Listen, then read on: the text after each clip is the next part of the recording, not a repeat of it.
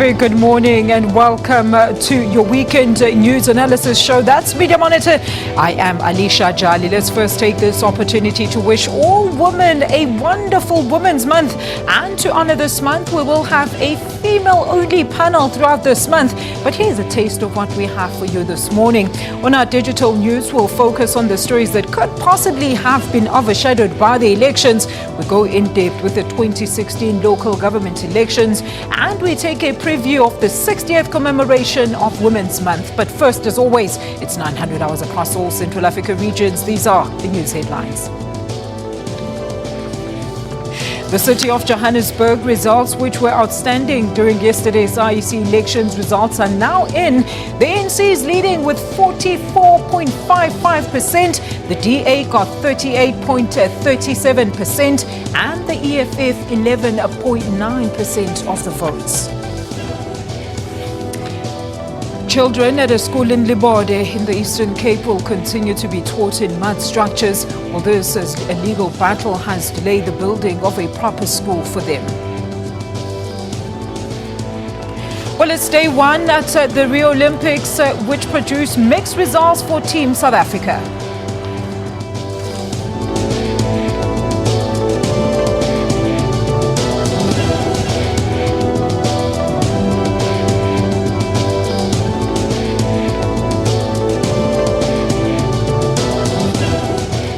Well, it's a great honor to welcome my very first female-only panel. As part of marking Women's Month, Ms. Varashni Pillay, the editor of the Mail and Guardian, as well as Ms. Val Paget, editor of the Pretoria Times, and of course in our Cape Town studios, we will be joined by political analyst Sanusha Naidu. Ladies, a very, very good morning. Happy Women's Month. Thank you so much for joining us. Thanks for having us on the show. Thanks, Alicia. All right. Now, a quick look at the social media reactions on this week. Let's have a look at what kept us talking on digital media. Of course, it was the Rio Olympics there, the opening, and of course one of the trending stories is the opening ceremony. Spectators were entertained by a flamboyant feast of Brazilian culture. Let's take a look at some of the tweets that came through. Sontondlovu says, but this was top class, really, and authentically Brazilified. Zachary Pincus Roth says, fascinating to see Brazil residence history or slavery. We can't really see there properly. But ladies, what do you think about this, the opening ceremony of the Rio Olympics? I mean, it was a big banger. Let's start with you. I think people have been critical of Brazil and wondering whether they can pull it off. But I think now we've got an indication that, of course, they can pull it off. And I think it's always a wonderful moment to see the South African team, Wade van Niekerk carrying the flag for South Africa, and to see the first events. I saw Cameron in the pool. Yeah. We're all, of course, waiting for Chandler Close's turn. So now I'm looking forward to the Olympics. I think after the elections, it's going to be some lighter TV watching. We pulled out all the big guns there, Varashni, don't you think? Absolutely. I think South America especially is known for its flamboyant culture, and I think that just came across in the ceremony. It was really lovely, and I think it wasn't glib. Like that tweet says, they referenced slave culture. It's easy to just be superficial in these opening ceremonies. It was quite an in-depth kind of celebration. All right, let's have a look at more news now that made trending topics on social media this week.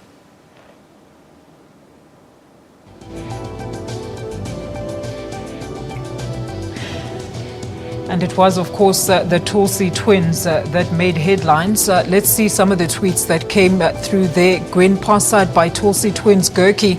Vervrehof om arrestasie as ongemagtigde verdaar. That is Network 24. Numdat, the firstborn, says the case against the Tulsi twins is crumbling so fast, from paint-bearing gear to a witness who testified under duress. It's almost hilarious. And Aisha Mula there says the Tulsi twins are groof What is that? Proof of how careful you have to of be. how careful you have to be with what you say innocently on social media. Proof. All right, that's the word there. And Balesh Raniga says, I bet the old Scorpions unit would have done a better job than hashtag the Hawks in increasing an airtight case against the hashtag Tulsi twins. What did you ladies make of this story? I just think it was so ridiculous that they actually acknowledge that the paintball gear they saw the twins in, that they thought that was a suicide vest. And it just shows to some of the holes in this case. And I think that social media commentator, the fact that one has to be so careful, you know, what damage has been done to that family. You know, if it's so easy to accuse people of something, but without the necessary case, without a strong case, you know, really one should be very careful, I think. Where do you think this is going, though, Varashni, in terms of, you know, the digital side of media? You know, I think there has been a paucity of policy around social media training for young teens. You know, in corporates, we're doing it more and more. Perhaps we've done it at the SABC, we've done it at the Mail and Guardian, and corporations should have social media policies in place to guide their employees, because you see people running into real trouble in what they put out there. But for our teenagers and our young people, we should be doing a lot more training. They don't understand that these things are permanent. They're seen in a serious light, and they can lead to things like this. You know, and it ties in with how the elections were as well. I mean, we are going to talk about it, but I mean, education around social media, Val? Well, look, I think with the elections, I mean, I think social media was fantastic during the elections. I think all the media organizations, we were talking about it before we came in, all the media organizations really kind of ramped up their social media coverage of the elections, and it gives ordinary people the opportunity to participate in the debate in a much, much better, you know, more effective way. So while one must exercise some caution, I think the benefits far outweigh the disadvantages. Let's have a look at what social media was trending in terms of the elections this weekend. There it is, of course, vote before the elections and after the elections. I think a lot of memes actually came out. And here's Warren Folkvane says, the hashtag blesser dabbed all the way to the losing end of the game. Do we have more tweets on that topic there? What did you guys think about this, particularly in terms of as the elections were rolling out on the 3rd of August? I mean, people taking selfies. It was brilliant. Crazy. You know what I found? Because we were running elections, and, you know, we were putting up story after story, and I realized the stories that were getting the most traction were the funny ones, the ones around the memes. There were like 3 different things trending, you know, if DA wins, you know, things Musi did, election literature, all these things were trending. So we'd do all these earnest updates about missing ballot papers and this and that, and people would be kind of interested, but they loved the humor. I think they just show South African spirit. They're mischievous, they love their democracy, and that came across. A light-hearted side as opposed to, you know, something so serious like elections, Val. No, I agree. I think that there was the fun element. We were at the polling station. I was there with my daughter, and she, you know, we were messing around. She wanted a fun picture to put on Facebook.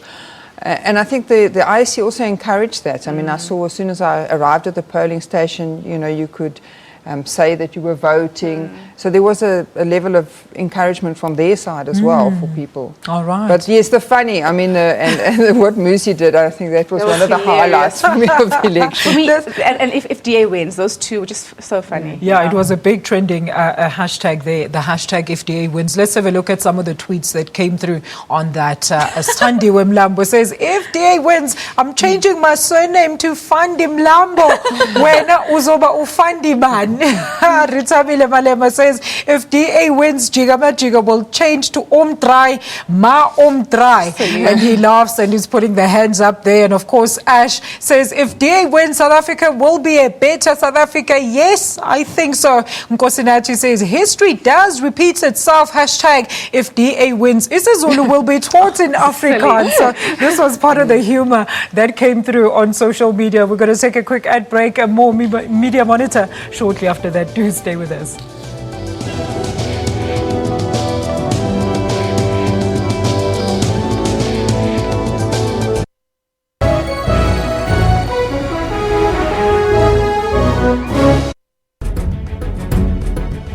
What's wrong with Triple M? What is illegal here? Who is being defrauded here, Trevor? It is about the best interest of the citizens of this country. But the citizens are the ones who are playing, who are members or participants in this. If you put in 15,000 rand, after 12 months you get 1.2 million rands. I mean, who wouldn't go for this? Watch Question Time with me, Mpho Tsedu, Monday to Thursday at 5:30 p.m. on the SABC News Channel.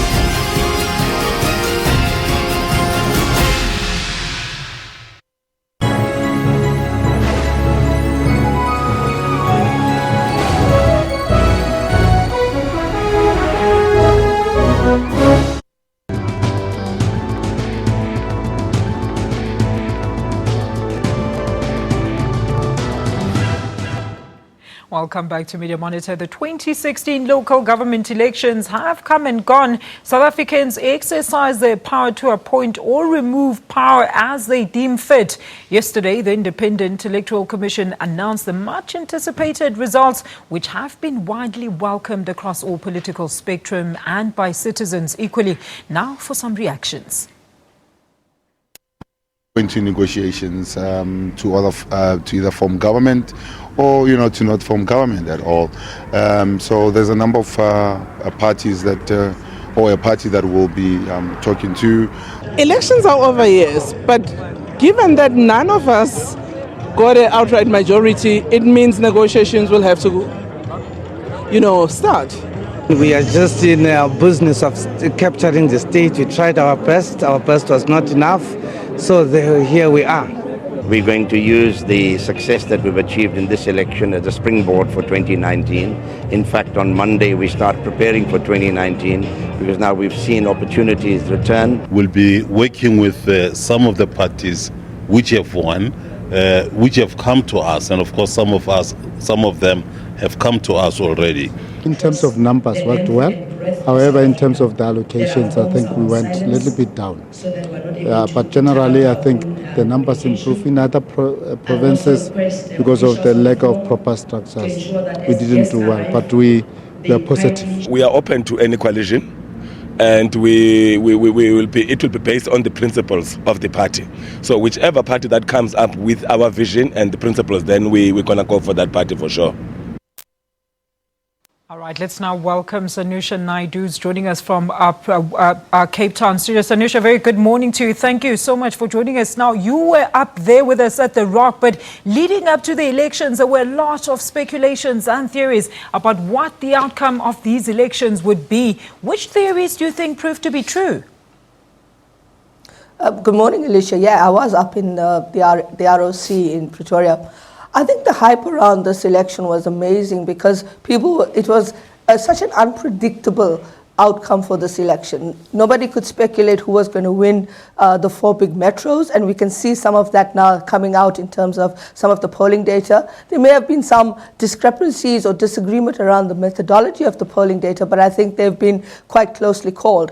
Also, I think we didn't anticipate, or perhaps what was happening is that we were following the narrative of the four big metros, and particularly around Nelson Mandela Bay and the three metros in Gauteng. And we kind of lost track of other issues that were coming out, particularly in terms of the kinds of issues between rural and urban. And I think what you saw in this election was really around the question of how highly urbanized South Africa is. And as a result, this election was also about the urban voter. The third thing I think, what I thought was very interesting, just now reflecting on the week and after the election results were announced last night, was really, I think, the issue of the tolerance indicator amongst the electorate. I think people came out and they voted very passionately about what they feel are strong issues around accountable governance and more importantly, I think, an effective and efficient and responsive government. So in that way, I think the electorate actually held the power in their hand. People exercised their democratic right. Yes, we saw the voter turnout around about just above 58%. But again, I think at local government election, we should be happy that this turnout was as big as we saw. But I think we want to see more people come out. And the other issue is really around the youth vote and perhaps where the youth vote went, the age cohort between 18 and 29, and how that's going to actually play out in 2019. Because I think we're entering not just a phase of a new kind of electoral landscape in South Africa, but we're also going to have to start addressing the issue around generational voters. Ladies, what did you think, Val? Well, I agree. Obviously, our particular interest was on the urban vote, the city vote, Yes. and in our case, the city of Tshwane. And definitely, I think among the reflections that the ANC must be having is around what happened in the city of Tshwane, and to what extent the factionalism before the elections and the violence in some of the townships had an impact.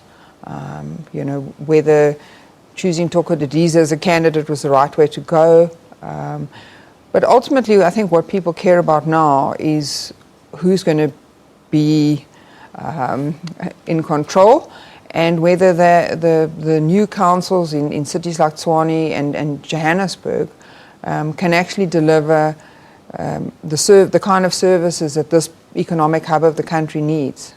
So I think, yes, and I think the youth vote, the question of the youth vote is also very interesting, and perhaps that's another thing for reflection. The DA and the EFF come across as much more youthful parties, yes, with much more dynamic youthful leaders, so I think that's going to be a very big factor in the future. A quick one, Varashi.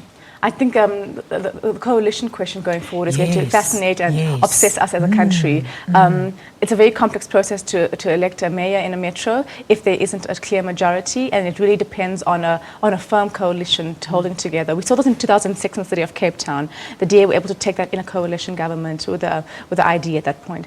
At this point, there aren't parties that have such clear ideological similarities. The EFF and the DA, the EFF and the ANC are very dissimilar parties ideologically. The DA will go to coalition with the UDM and maybe one other party like COPE, which would make sense in Nelson Mandela Bay. But in Pretoria and Joburg, that's going to be very tricky. Well, we're going to sit I think and there are watch. not enough independents. There aren't enough independents. There are not enough independents to go that I feel route. like the EFF has that swing vote, and an EFF-DA coalition could potentially be very unstable. Well, we're going to sit and watch with bated breath, and we're going to wait with bated breath. Now, in an unprecedented move, President Jacob Zuma's speech was disrupted during IEC results announcement press briefing by silent protest. Dumalo Mutaudi has more. President Jacob Zuma's election results speech interrupted by a silent protest. At around the same time, the economic freedom fighters stage a walkout. The women's silent protests didn't sit well with the president's security detail.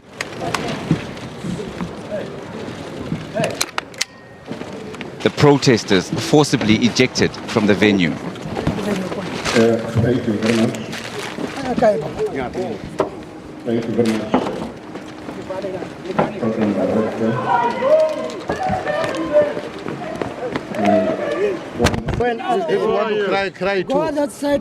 The move was designed to draw attention to the woman who accused President Jacob Zuma of rape in 2006. President Zuma was acquitted on those charges. The ANC says it respects the woman's right to protest. No, the protest is a protest, and they were allowed to protest. Nobody disrupted them. That's it. And that shows to me the extent of freedom in South Africa, that you can even protest when the president is talking.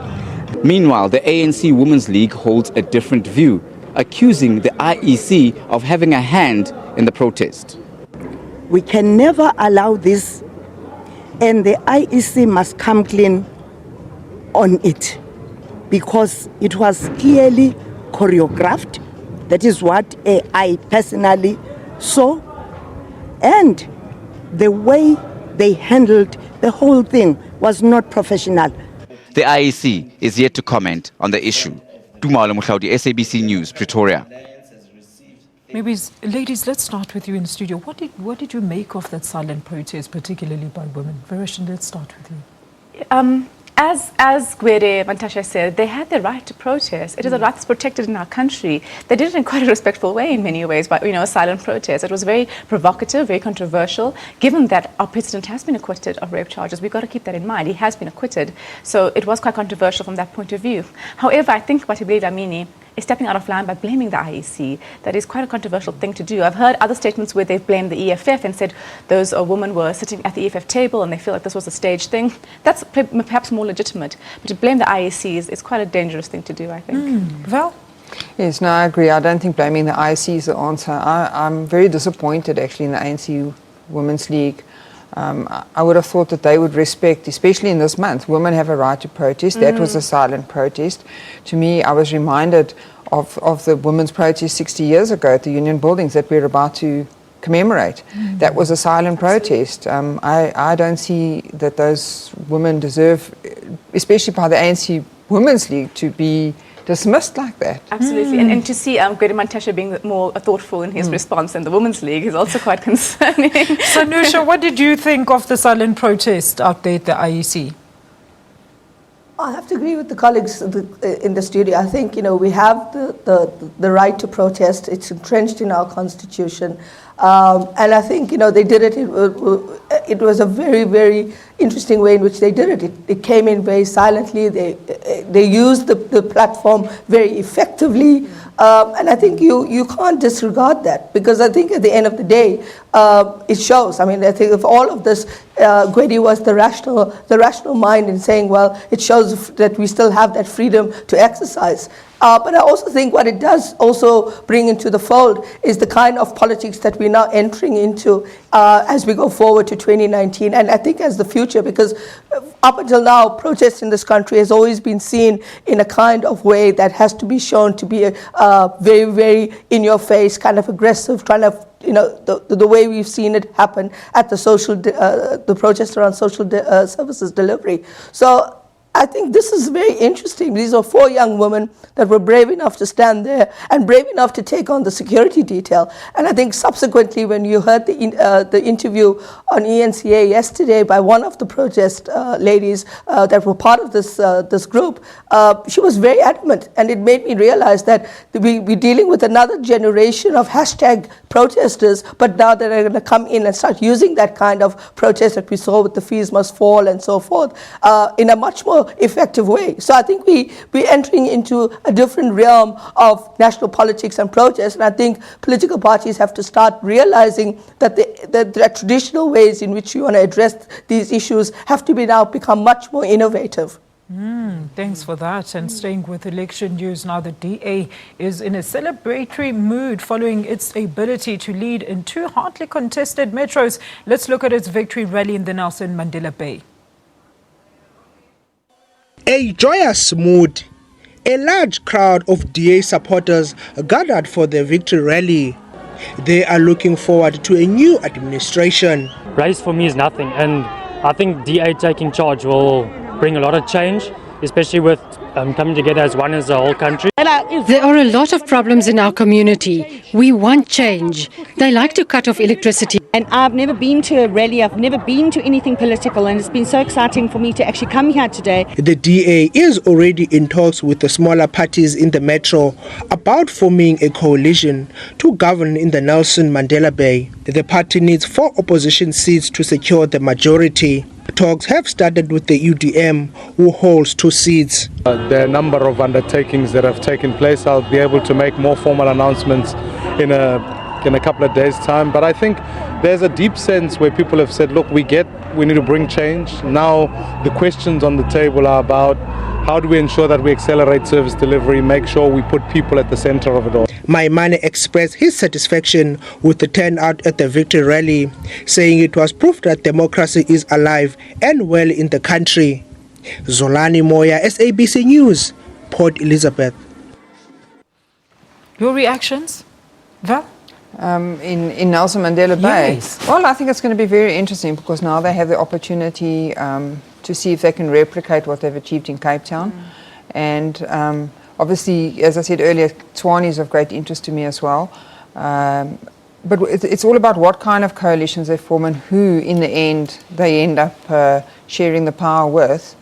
And what is the main focus? Is it political advancement, or is it actually the service delivery, which is what local government is all about? That's what I wanted to ask. I mean, what do you think is the factor that helped DA to clinch the Nelson Mandela Bay? Could it be its capitalizing of its Western Cape service deliveries impressive record, Varashni? Absolutely. I think that, in addition to the fact that they were able to really plan. I think the DA are very effective at using data and planning to strengthen their victory. So they were looking at the data and seeing that the ANC support was falling in Nelson Mandela Bay. They saw it as an opportunity. They focused a lot of their resources there, were very present, had a strong leader in Athol Trollip on the ground, being very visible. The ANC woke up too late, as we've seen in this election. They didn't do the same thing. They only realized too late they were about to lose these metros. The DA have been planning this for a long time. They've been building up their support slowly on the ground for a long time. And I think that's what makes them quite an effective opposition, and now, governing as well. They're very good at analysing the data, and we've all seen this. For several elections, the ANC support has been dropping. They should have acted far earlier to catch that. Varashni, we do have a graph on Athol Trollip versus Denny Jordan. Let's just take a quick look at how the two fared when it came to the contestation towards the local government elections. There it is. And of course, it was the hottest, one of the hottest contested metros there. Sanusha, maybe just give us your view. Do you think Denny Jordan was actually a match for Athol Trollip? I mean, who seems to cut across race, across race demographics there. What do you think? Alicia, I think, you bring in Danny Jordan to try and rectify a governance issue in the metro. And of course, it's a little bit unfair to him to try and pull it back in a short space of time. And I think to a large extent, the ANC, as the guests in the studio have alluded, have actually woken up too late to what was really happening on the ground. And it raises the question of how connected they are to their traditional support base, which is the heart of the ANC. This is where the ANC's stalwarts grew up. This is where the ANC was born. And you effectively lost that metro. But I think at the same time, whilst the DA was very effective, the DA is very smart. They have important access to polling data. They use the data very effectively. They are able to manage it. They know what's going on. I mean, their team was not just in Nelson Mandela Bay, but I think across the country, their election team was continuously keeping in contact with the voters, in a sense where they were constantly phoning people and saying, "Are you registered?" etc., etc. The SMS campaign, the phone call campaign, etc. But I also think something more that happened in the Nelson Mandela Bay, which perhaps replicated in other metros as well, especially in those contested ones, and that is how the electorate split their vote between the PR and the ward ballots. And that could actually be something that we need to look at, because we're entering a phase of coalition politics, but we're also entering a phase where we have smart voters who are basically saying to themselves, who best takes care of my interests? So you may have a voter who says, at the council level, I want the DA to be in control because I think they are more effective in managing how this council will run, in managing the budget of this council, in managing how this council will be effectively delivering services. And I think at the ward level, I want a ward councillor from another party, because I believe that councillor will effectively serve this community. All right, thank you. We're going to leave it there, but we'll continue after the break with the female representation in your politics. Do stay with us.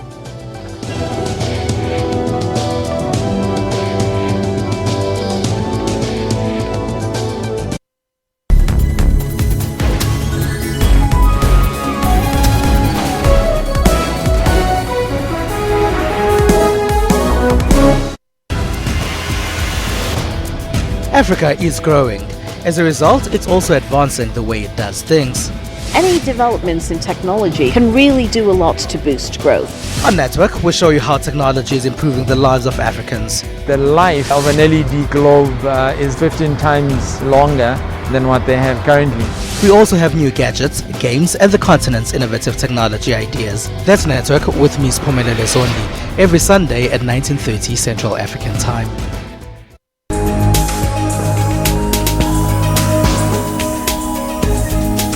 Now this is Trends, of course, your one-stop serving of all that's juicy and trending in the world of entertainment and showbiz. My name, of course, is Refill Wemulov. I'm Dr. Selom Daung, and this is our talk.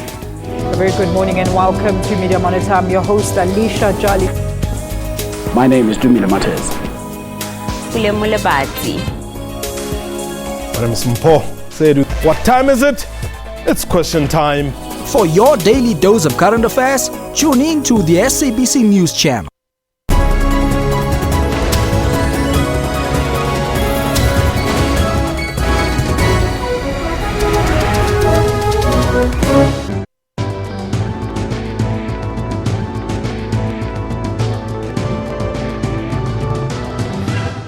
Back with Media Monitor. Let's now move on to another metro which was a battleground, and that is of course Tshwane. During his campaigns in the area, President Jacob Zuma spoke about the importance of retaining Tshwane, but which it has now lost to the DA. It however managed to retain the city of Johannesburg. What do you make of that demographic there, Val?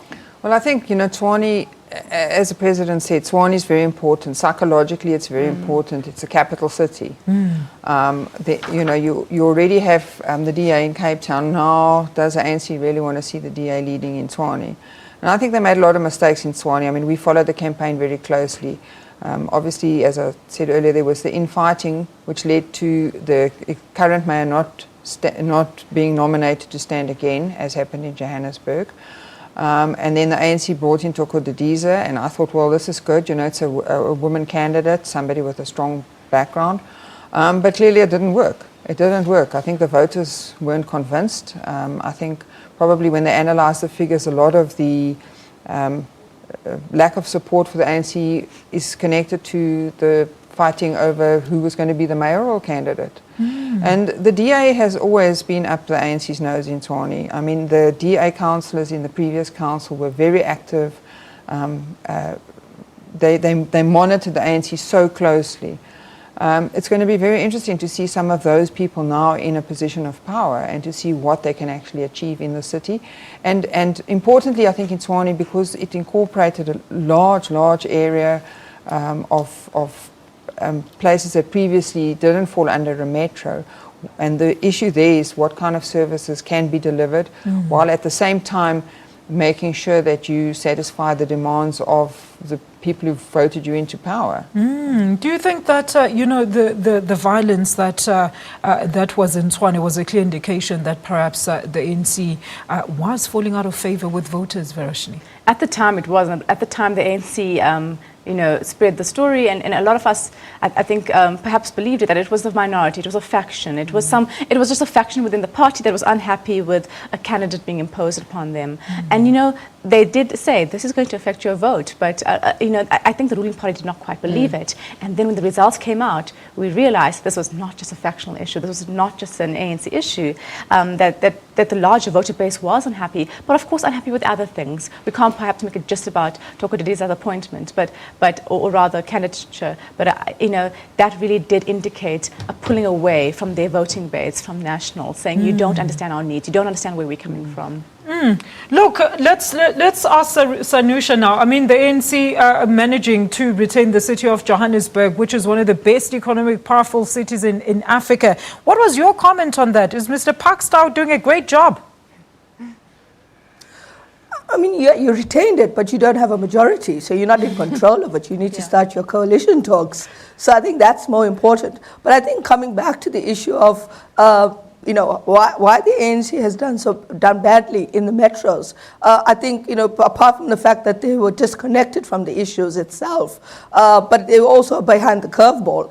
But I think the way in which candidate lists have been drawn up, moving candidates out, moving people that were in some areas very good, and then replacing them with others, which then cause this kind of response and backlash by the community, is also very important. Because, you know, when you're looking at some of these issues in terms of what was the messaging coming out of the ANC versus the messaging coming out of the DA and of course other parties, I think you had very different messages. The ANC in itself was seen to be hanging on to a historical liberation rhetoric, going back to kind of politics of liberation, whereas the DA was showing the kind of modernization messaging of change and hope. And I think to a large extent, you know, the Johannesburg Metro, Tshwane as well as Ekurhuleni, in a sense represent very important metros in terms of resources, etc. And so you have to make sure that you know what's going on, you're effectively campaigning. But if you're disconnected with the community on the ground and you're not listening, or you kind of have a patronage network that you have to play to, and that network is putting pressure on you, what are you going to do? And I think this is the kind of election that I think is a wake-up call, not just for the ANC, but for all political parties, even those that have now done well, like the DA. Because even in the Western Cape, the DA is there, but there is levels of inequality. There is issues of development that's very skewed. Okay, Sanushi. All right. Well, with the local government elections having taken place in Women's Month, the question of women representation in politics has once again resurfaced. Women played a profound role in the fight against apartheid, with the 1956 March to the Union Buildings becoming a flagship of their role. Ladies, Val?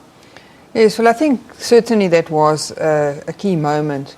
And I think it's appropriate now that we're looking back on 60 years to say, what did those women achieve, and you know, what are women achieving today?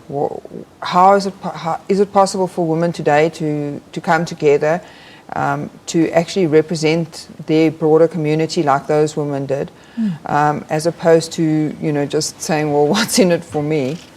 And obviously a significant place to start is in politics and in local government. I think in local government women can make a significant difference in terms of connecting with their communities and bringing their community issues to the fore. So obviously we don't know yet what the councils are going to look like.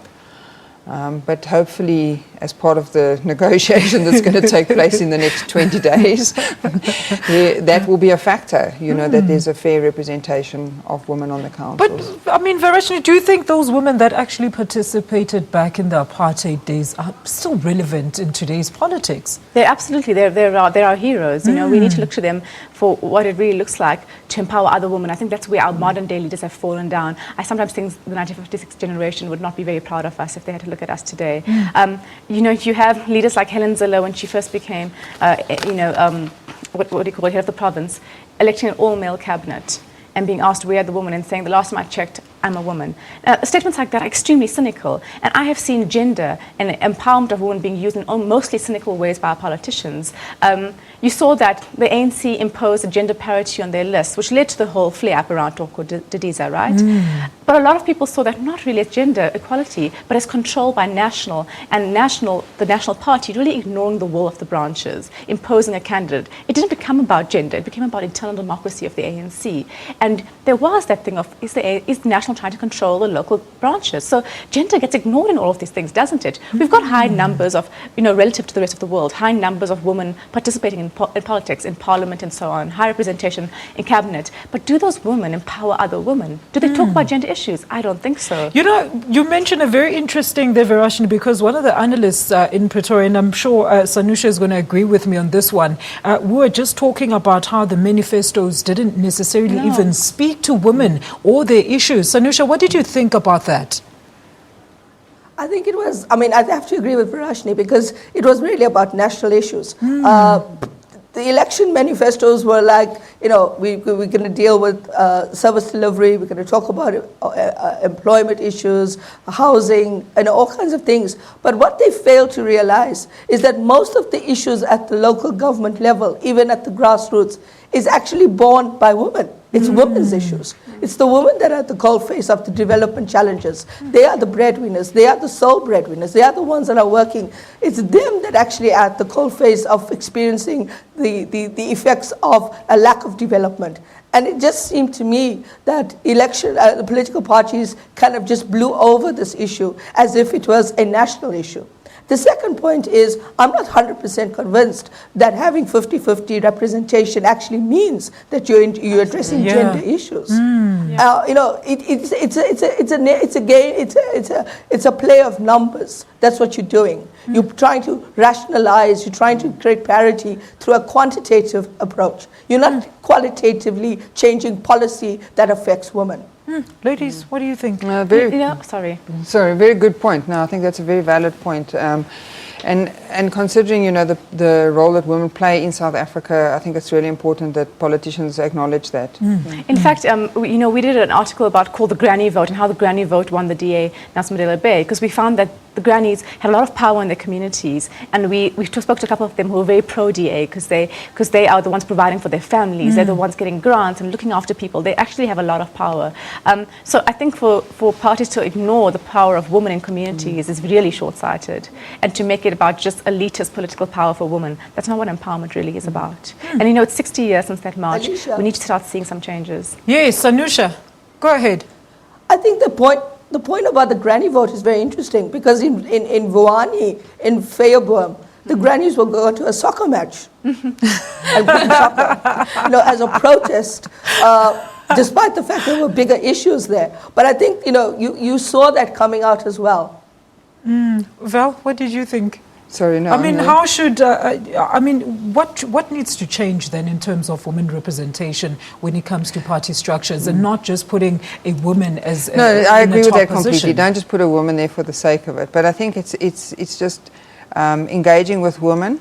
Did this campaign really engage with women? Engaging with women, finding out what their concerns are, finding out what their issues are, having women to represent women. It doesn't mean men can't represent women or women can't represent men.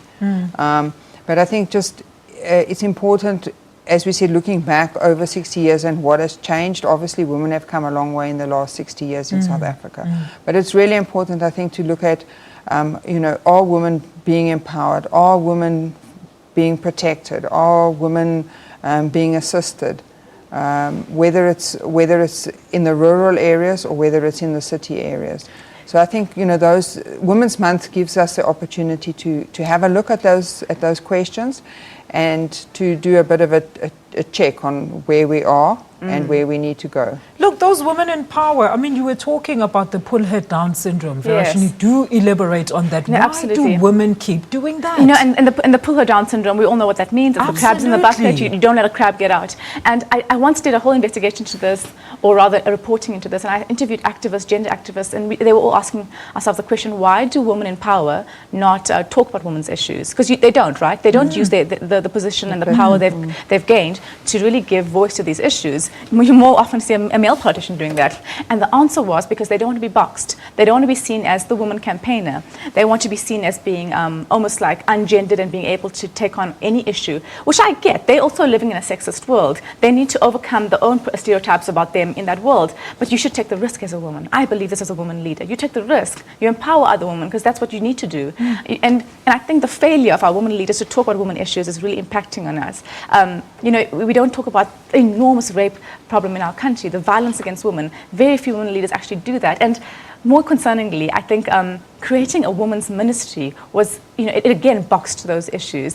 And I remember talking to some, I won't name them because it was an off-the-record discussion, some women activists, who helped draft the constitution, in the ANC, who are passionate about women, about gender rights, and they were all feeling very disillusioned about how it's become so boxed into a little ministry. It should never have been that. It should be an issue that all politicians care deeply about. All right, that's where we're going to leave it on that discussion. More Media Monitor shortly after this break. Do stay with us.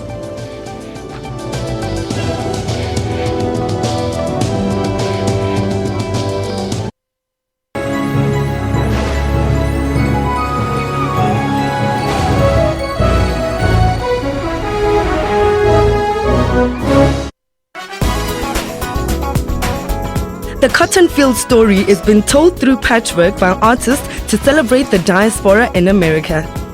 Vitally important in telling the stories of what is happening in the refugee crisis, with migration, with questions of immigration, and I believe I, as an artist, have a moral obligation to tell these stories. It's through paper, brush, and paint that the different faces of women are reflected by this prolific painter. Women face a lot of challenges, discrimination, sexism, and a lot of other negative. In my paintings, I try to send a different message. Place of the G-Men and Father Huddleston's mission. Place of Balanski's and the Odeon cinema, and let's never forget. Join Refilwe for that 1 hour weekly dose of arts and entertainment news every Saturday at 12.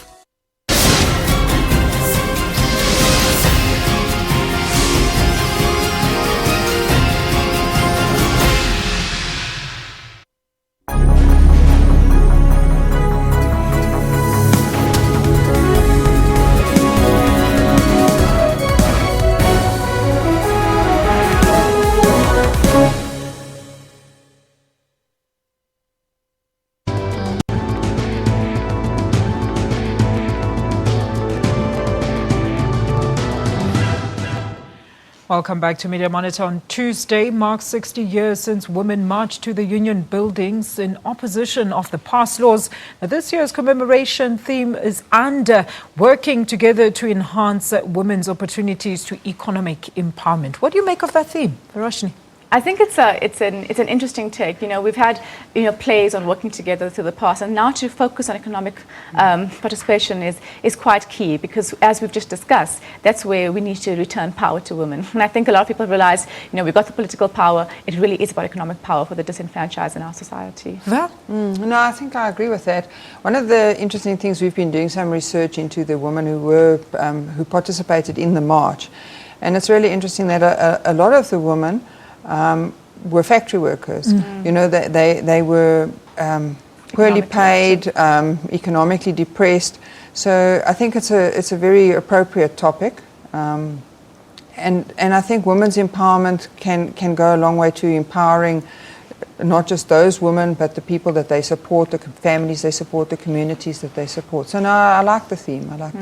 But look now, the role of women has particularly changed in the developed world. Can we expect that in Africa? Let's look at Hillary Clinton, for example.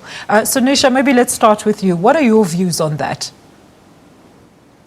I mean, in Africa, you do have a lot of interesting policy around what is the impact of trade when it comes to women.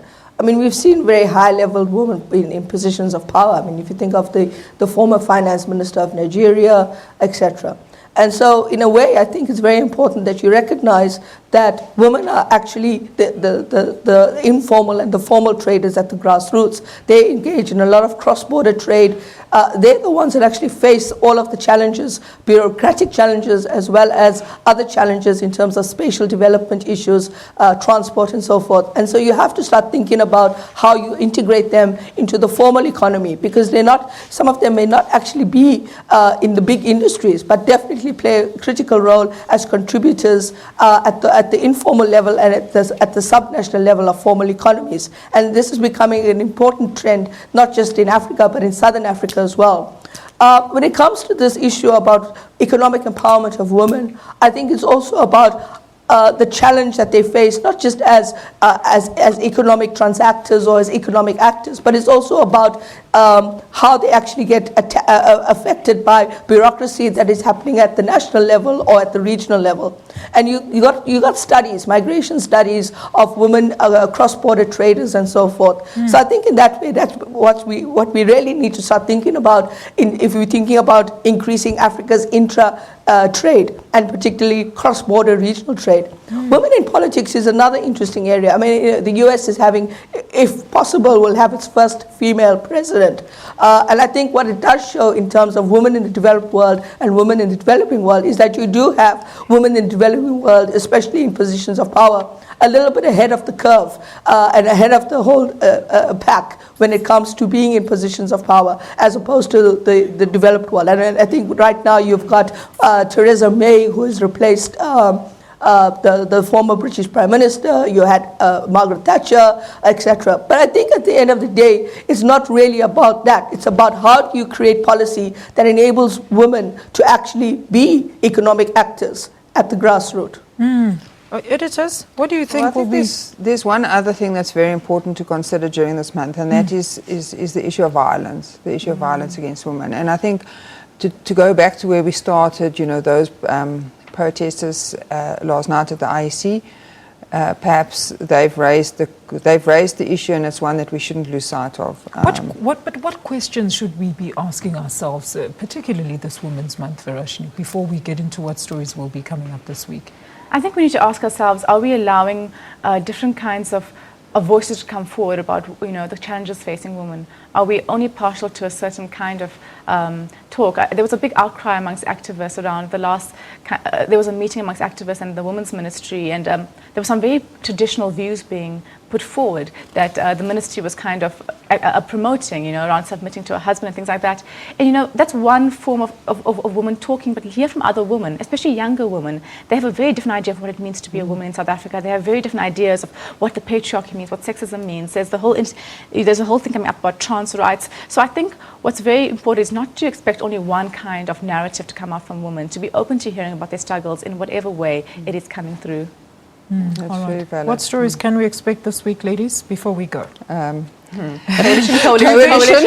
Yeah, that's the big story. I was going to ask, will there be any focus on women's issues? I was going to say, because, you know, sorry to interrupt, Val, but they, I think they have 14 or 15 days and from the time the election is announced. So that just gives them 2 weeks to actually form the council. So the next 2 weeks are going to see some intense horse trading happening to decide who is going to be on those metro councils, who's going to be your next mayor, your next MEC. But you're very right to say, hey, it's Women's Month, let's talk about that a little bit. 60 years since that march, that's iconic, right? 60 years, and I think we have to talk about that. And I think the way you're doing it right now, talking about women within the political system, is a way to maybe get the audience's attention back on women issues. Yeah. And I think the event on Tuesday is important. I mean, there's a big event planned in Pretoria, a recreation of the march, women from all around the country coming to the city, the opening of the Women's Memorial. So there's, hopefully that will get a little bit of attention. And then, of course, there's the Olympics. Don't forget the Olympics. Absolutely. We're publishing our annual Book of Women, which we do every year. And we're calling it Abafazi this year. And we're profiling 60 of the activists who marched there. So I'm hoping that things like that will get people interested in women's issues again. But yeah, as Val said, elections and women. Yeah. A very quick one, Sanusha, before we say goodbye. What do you think would be the focus of the stories coming up this week? I think everybody's going to focus on this horse trading and who's going to win, who's going to make a coalition partner and become a majority coalition in the metros. But I think also, the 4 young ladies yesterday evening made us realize that we forgot about the key issues regarding women. So if anything, they brought to our attention the fact that Tuesday is not that far away, and that we need to start thinking about how we react to issues, or we just kind of react to them when it's here and now, and then we go on to the next story. All right, thank you so much, Sanusha Naidu, and of course Val Bourget in studio with me, as well as Varashni Pillay. Ladies, thank you so much, and you at home, thank you so much for watching our show, Media Monitor. We do hope that you will join us again the same time and place next week. We are going to play out with the fantastic Rio Olympics opening ceremony visuals. From me, Alicia Jali, and the rest of the team, have yourself a great day and happy Women's Month. Let's not forget about women issues. Goodbye.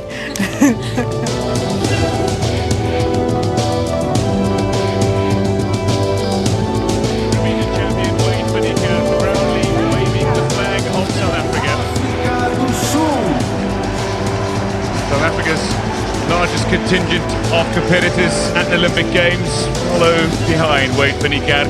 One to watch, certainly. Cameron van der Berg, Chad Leclos, swimmers to watch as well. Caster Semenya, perhaps hoping to break Jarmila Kratochvilova's world record that stood for 33 years in the women's 800 meter.